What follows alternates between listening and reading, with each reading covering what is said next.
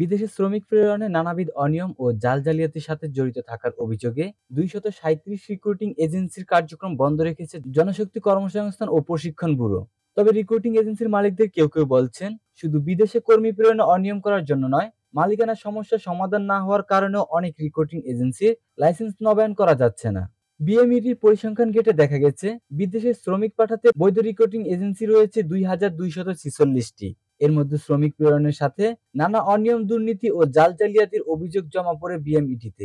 এসব অভিযোগের সত্যতা যাচাই করে অভিযোগ প্রমাণ সাপেক্ষে রিক্রুটিং এজেন্সির সার্ভার লক করে দেওয়া হয়। গতকাল মঙ্গলবার পর্যন্ত মোট ২৩৯টি রিক্রুটিং এজেন্সির লাইসেন্স সাসপেন্ড করেছে জনশক্তি কর্মসংস্থান ও প্রশিক্ষণ ব্যুরো। এছাড়া যেসব এজেন্সির বিরুদ্ধে চূড়ান্তভাবে অভিযোগ প্রমাণিত হয়েছে, সেগুলো লাইসেন্স বাতিল করা হয়েছে।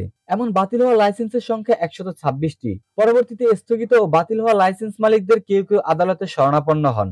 গতকাল কাকরাইল এলাকার একটি রিক্রুটিং এজেন্সির মালিক নাম না প্রকাশের শর্তে গণমাধ্যমকে বলেন, প্রথমত বিদেশে শ্রমিক যাওয়ার পর কাজ ও বেতন না পাওয়ার অভিযোগ, পরবর্তীতে তাদের স্বজনরা জনশক্তি কর্মসংস্থান ও প্রশিক্ষণ ব্যুরোতে এজেন্সির নাম উল্লেখ করে লিখিত অভিযোগ জমা দিলে তদন্ত শুরু হয়। শুরুতেই ওই লাইসেন্সের সার্ভার লক করে দেওয়া হয়। তিনি বলেন, এছাড়াও মালিকানা দ্বন্দ্বের কারণে অনেক লাইসেন্স নবায়ন করা যায় না। এছাড়া পুরাতন যেসব লাইসেন্সের কার্যক্রম বন্ধ রয়েছে, তাদের অনেকের জামানতে ৮.৫ লাখ টাকা জমা না দেওয়ার কারণে লাইসেন্স নবায়ন করতে পারছেন না বলেও জানান তিনি।